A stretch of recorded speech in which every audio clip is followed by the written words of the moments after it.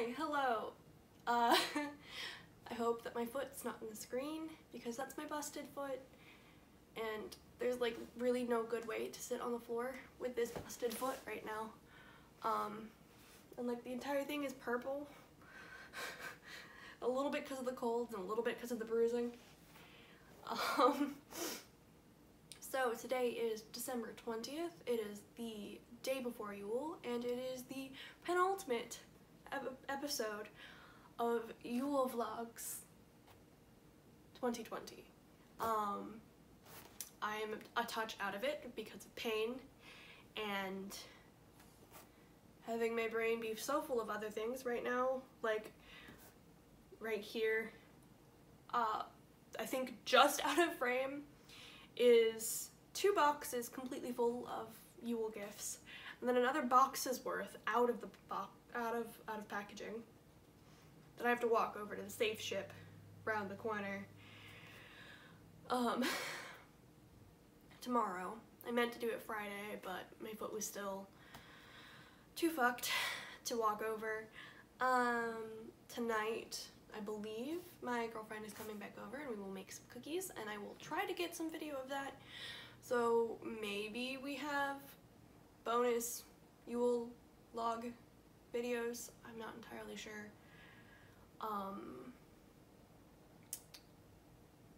But this one is my 2021 Make 9 plans. So before I go any farther, I could not, for the life of me, figure out with the phone version of iMovie, which is what I use for editing, and I use the free phone version of it, figure out how to put pictures on the video. So every time I mention a pattern, you're going to get a screenshot of the designer's Instagram announcing the pattern. I think all of them are announcing the pattern. One of them may not be, I don't recall. And then in one instance it is somebody's blog, because I could not find an Instagram for that person, but I will link, for everyone I will link their Instagram handles, with the exception of that one maker that did not have an Instagram I could find. I will link the blogs for the free ones that are on blogs. I will link the video for the free one that's a video, and then I will link Ravelry and Payhip for the ones that are available on both, and then Ravelry for the one that is not available off of Ravelry. So this is only my knitting and crochet Make 9 as well, because as it stands right now I have 5 sort of hazy plans for sewing. So I might make a Make 9 video for sewing later on when I have a better idea of what I can make out of this. And I am of course not including the 1920s style project in this video, nor would I be including it in that one, because I don't foresee myself being capable of wearing all of that as daily wear. We'll see how it turns out, because I think there's some things that I definitely think I could wear as daily wear with just like some slightly different styling, and then there's some stuff that I'm like, eh. Anyway, let's get on with it. So I am going to go in order of my hopeful plans to knit them. So that means that we start with the Ranunculus by Midori High Rose.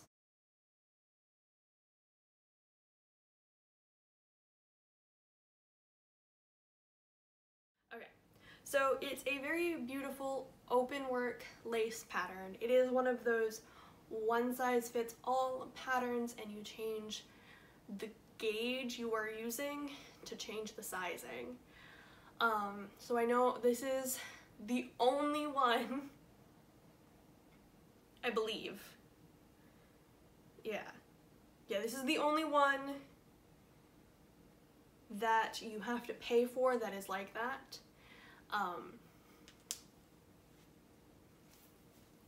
Sorry, I just realized I wasn't sitting up straight. Trying to do better about that. Anyway, so it's not the most accessible for everyone. And so I had a lot of, like, I didn't want to make it.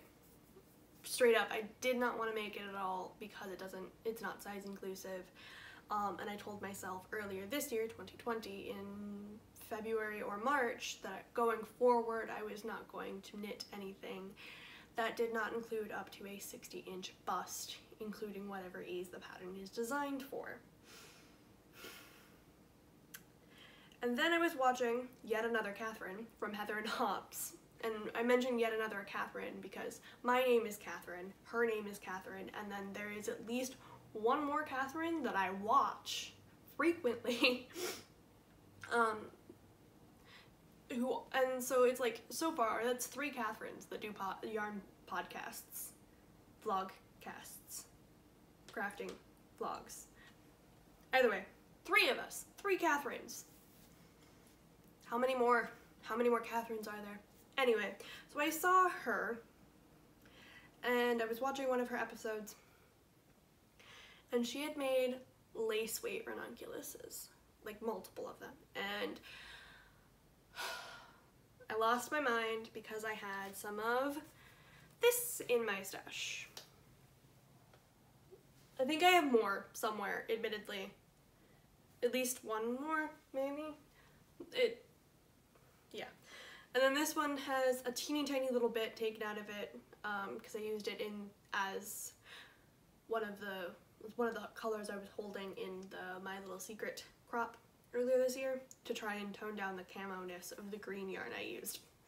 So this was one of the colors that when I originally got it, I was kind of like, maybe I shouldn't make anything for me to wear out of it, or like on its own, because it's very pale and very close to my skin tone. And since then, I have gotten over that. And so I'm gonna make this, which is the Feza Angel, which is a 35% silk rayon and a 35% merino wool lace weight, and it's 25 grams at 208 yards. I'm gonna make a ranunculus out of it, and hopefully have it for Valentine's Day. So this is going to be my January sweater, hopefully. We shall see. I'm also planning on knitting it with fairly large needles, both for lace and for the pattern. I still have to gauge swatch for it, and I'm not starting it until January because I'm enjoying having like nothing serious to knit right now. Then in February, about middle of the way through, Pisces season starts, and Kalisha from the Quirky Monday Craftcast, or Nadiratani on a bunch of other platforms, she most years holds a Pisces season make-along. So I have the first half of February and the last half of March that are not Pisces season, and then last half of February and first half of March that are Pisces season. So I need smaller garments for the first half of February and the last half of March, because I have one garment that was supposed to be a 2020 entry for me for the Pisces season Mal. So February, it's going to be the Framework Bralette by Jessie May Designs.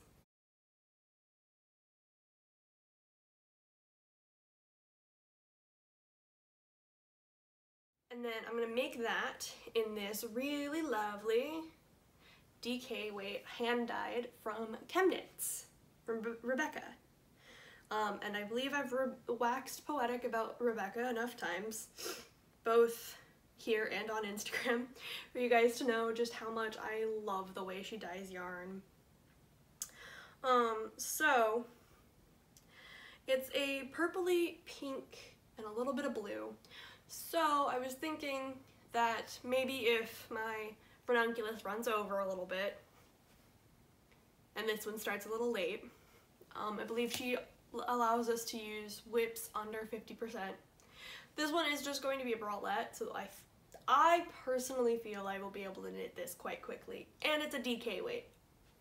So that is the first half of February make, and I'm also not including any socks. This is just garments, because including just the sock plans I have that use a pattern, I have like 26 socks planned for next year. Not including scrappy stripe ones or self-striping, self-patterning ones that I want to make. So, either way. Then, we have The Water Bearer by jacquelinecieslak.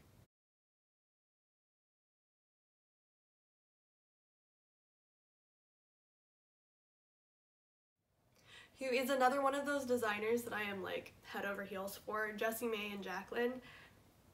And then, oh, I believe her Instagram handle is Knit and Crochet. I love her designs too. I haven't made any of hers yet, and I really need to. But either way, it's The Water Bearer,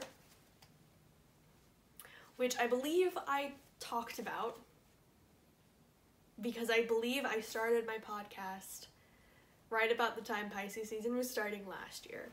So this is some universal yarns and fusion hand paints, and this is the Hydropower colorway. And it's a DK. I would personally say it's kind of a thin DK. And this is a 50 acrylic, 50 wool. I only have these 4 skeins.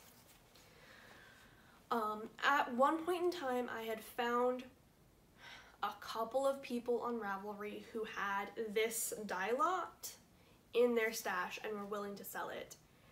I feel like I should go back and find at least one of them and buy a couple, so that I can buy the waterborne headband as well, just so I can get the feel of moving brioche stitches, because I have definitely fallen in love with brioche pieces.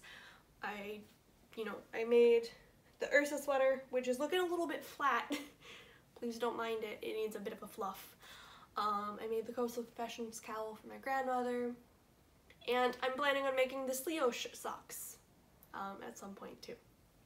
So either way, I've fallen in love with brioche, but so far none of the patterns I have made have moved them in the way that the Water Bearer does.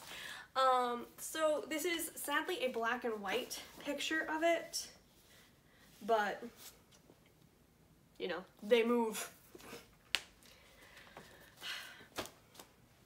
So if everything goes exactly according to plan and I finish my Water Bearer, you know, for the end of the Pisces season now, I will then be going on to make the Breeze Racerback by Jessie May Designs.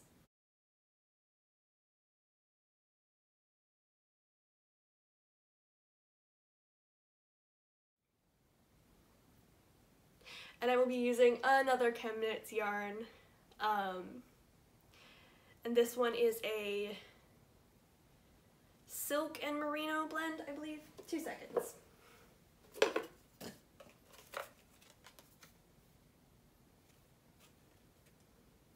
Yeah, 70 merino and 30 silk. And it is very, very blue, and it has the teeniest little bits of like peachy pink in there. So I did attempt to align, well, first of all, the colors I like are very much the colors that Kalisha likes and then therefore includes in the make along, with the exception of, I don't like yellow at all. I'm starting to like it a little bit, and I tend to steer clear of green because I feel like it does funny things to my face. So like blues and purples and, oh no, my shelf is exploding. I need to clean up this stash so bad. So some of the more recent videos have been like thrift haul videos, and there have been absolute mountains of acrylic yarn that I've brought in, so my shelves are a little bit stuffed, which probably means that I will be making a lot of scrappy or stash busting crochet blankets this upcoming year. Anyway, so yeah, I'm gonna unroll this one just so you guys can see it because it's just so nice. Look at that. Look at that. Anyway, so that's gonna be the Breeze Racerback, and that's going to be my March knit, or my end of March knit, hopefully. I am also only planning on doing the cropped version of the water bearer, so, you know, but also it's knit flattened, so there's purling at places. Okay, then, so this is a little bit of a pattern hack. So I found a blog, I believe it's Little Crochet, or yeah, Little Crochet, and it is a granny square skirt.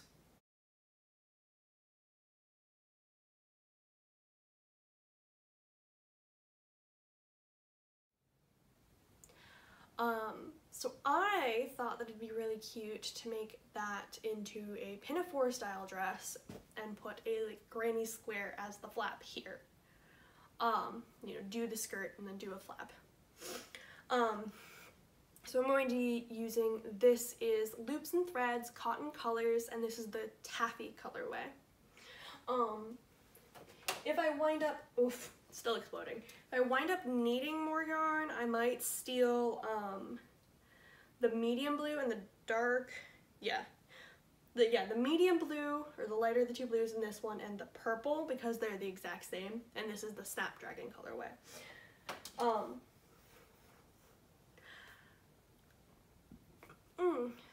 The pattern for that granny square jumper does have you use a solid color, or like black.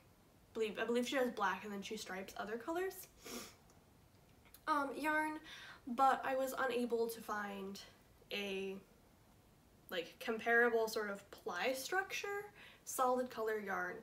I will admit that I didn't look too terribly hard when I was at Michael's last, but maybe I will find something before May when I go to make this, which should be very, very fun. Then in June, I will be remaking the Double Stitch Twins Simple Summer Romper, Summer Festival Romper, which is it's a pattern hack of one of their tops, and then they just add shorts onto it to make it a romper.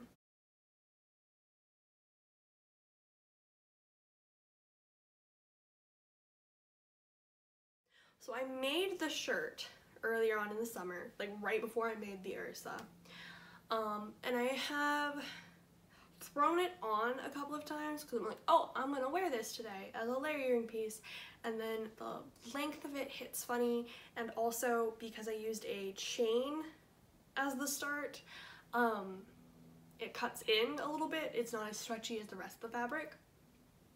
So my plan is to redo this, so take this out, redo it in the exact same color because I feel like I need it in this colorway. And this is the Loops and Thread Cotton Colors, and this one is Wisteria, by the way.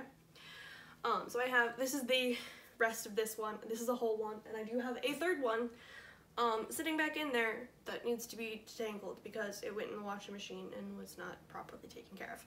Anywhoosies. So instead of doing a chain, doing a foundation crochet, like a single foundation crochet. I don't remember how you call it. I remember how to do it.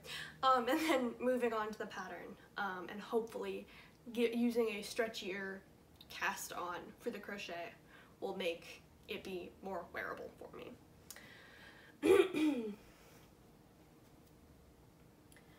So, oh,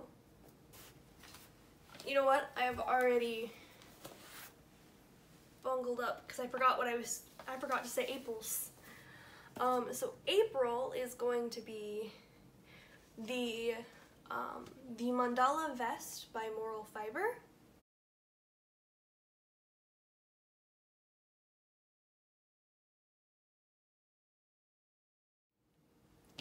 And probably what's going to happen is I'm going to use both of these, and these are Karen cotton cakes. This one is grape jam, and this one is mauve.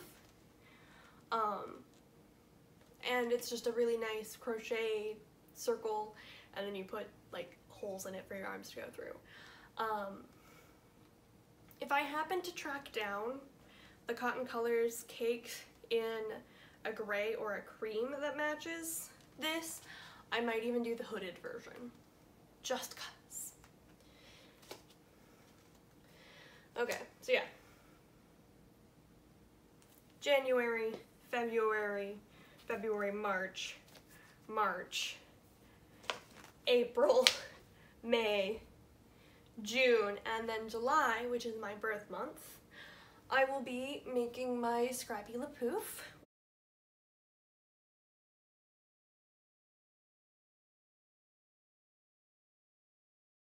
With this yarn that I dyed myself as the main color, and then all of my sock yarn scraps up to that point as little bits. So what I plan on doing is, I think what I can get away with doing is using the leftovers of this one as all of the ribbing portions, because it's a DK and fingering held double is about DK.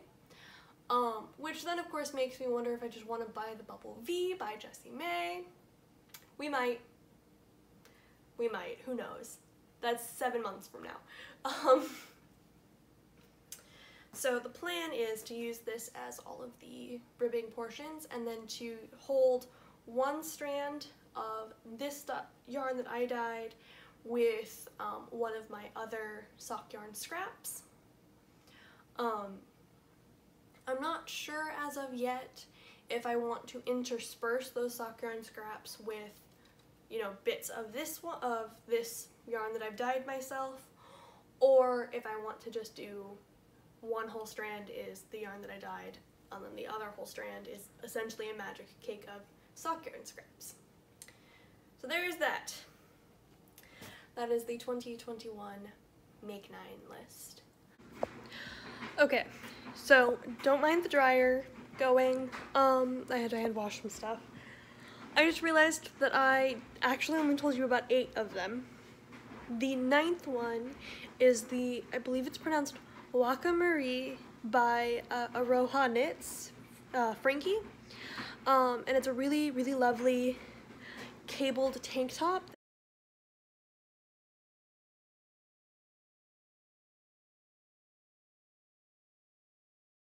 I believe the original pattern was a cotton bamboo blend.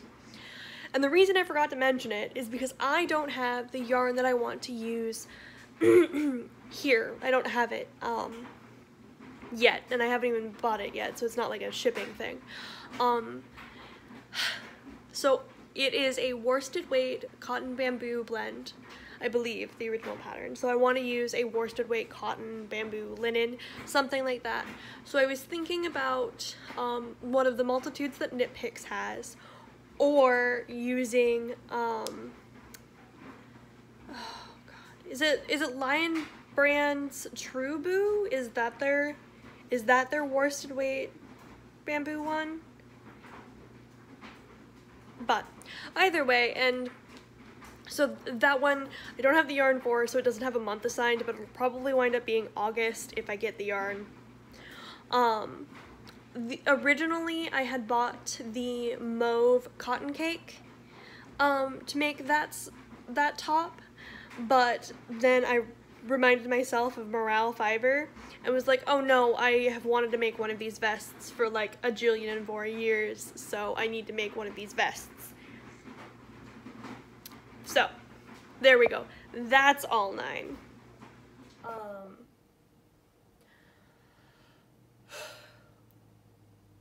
The The fact that I've scheduled them all into the first half of the year does kind of scare me, but also at the same time, the quickness with which I can make something for myself when I really want it is astounding.